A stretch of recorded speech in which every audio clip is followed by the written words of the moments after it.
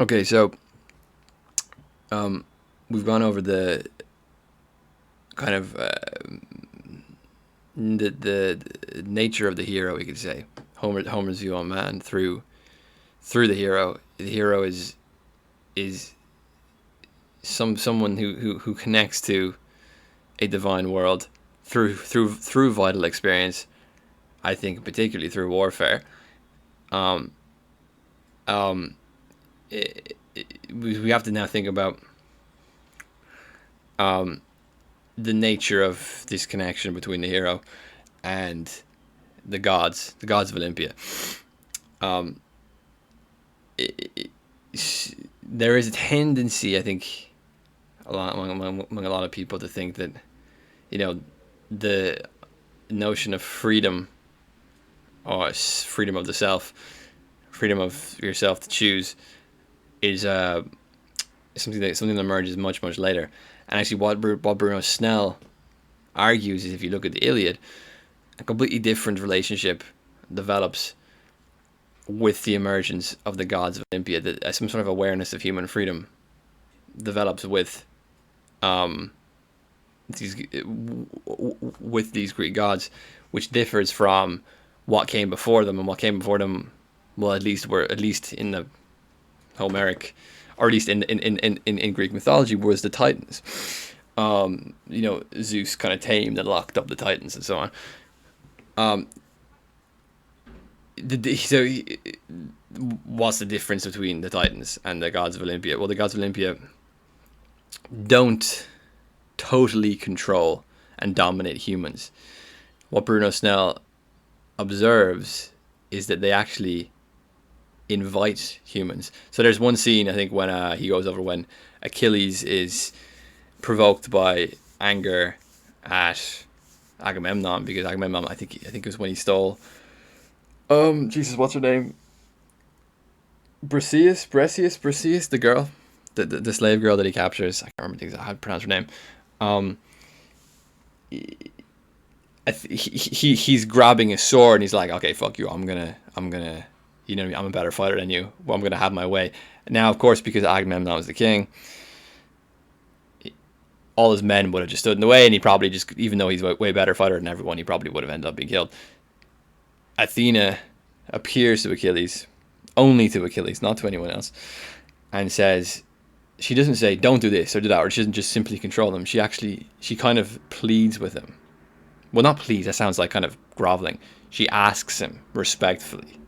She says, will you please withhold your sword? This is not the way to proceed here. In the long run, this won't end well. There's better things that, like, I can't remember exactly what she says, right? But she appears to him and she asks him, not tells him, not commands him, not totally controls him. She asks him to put his sword away, and he does.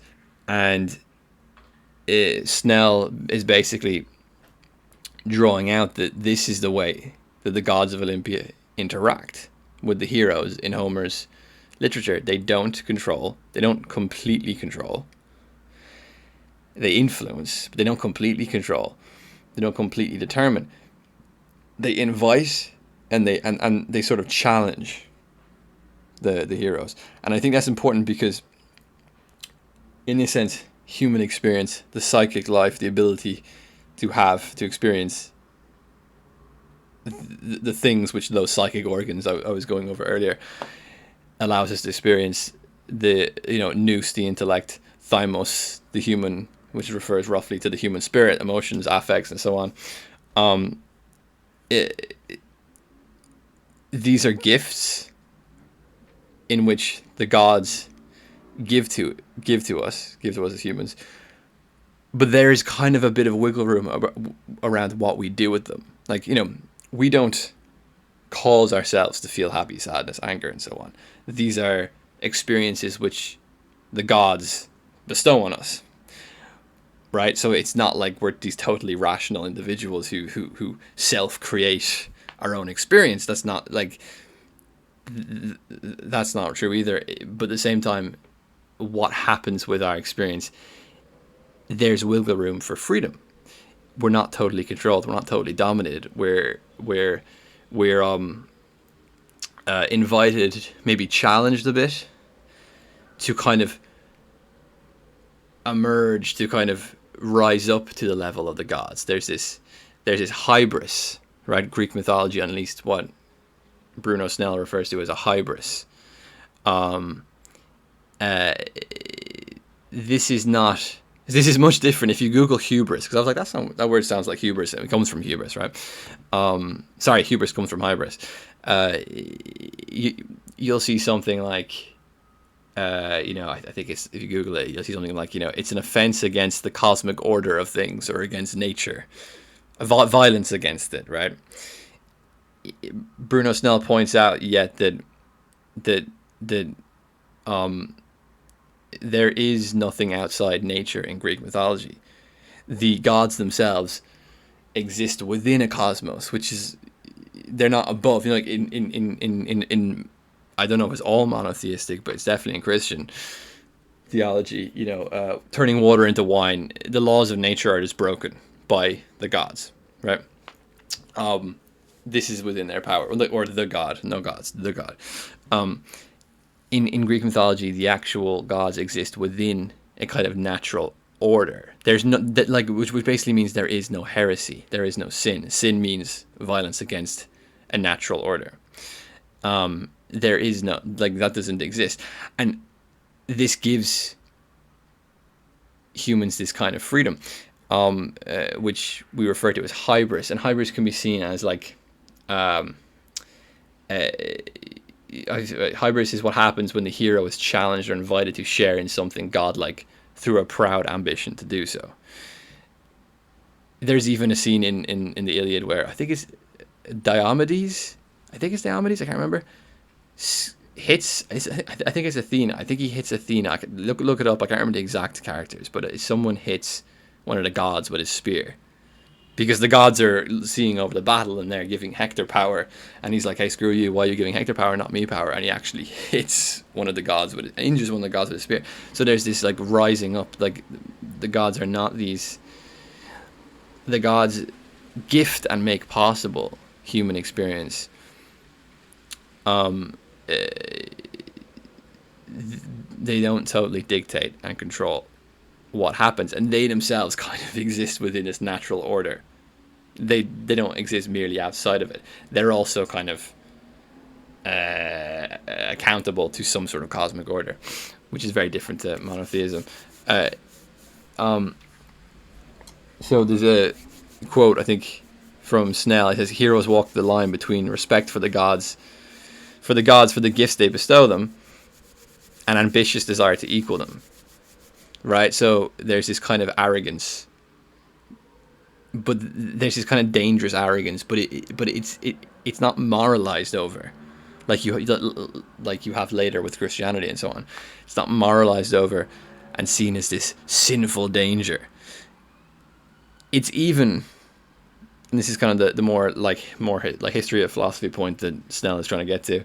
It's even seen as the very basis for the entire history of European thought.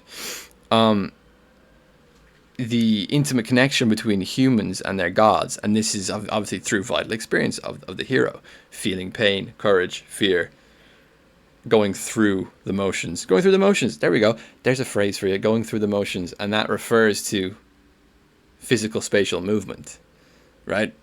But what we mean by that is like somehow going through on a more spiritual, abstract level, or an emotional level, or a psychological level, which we think of as not being material.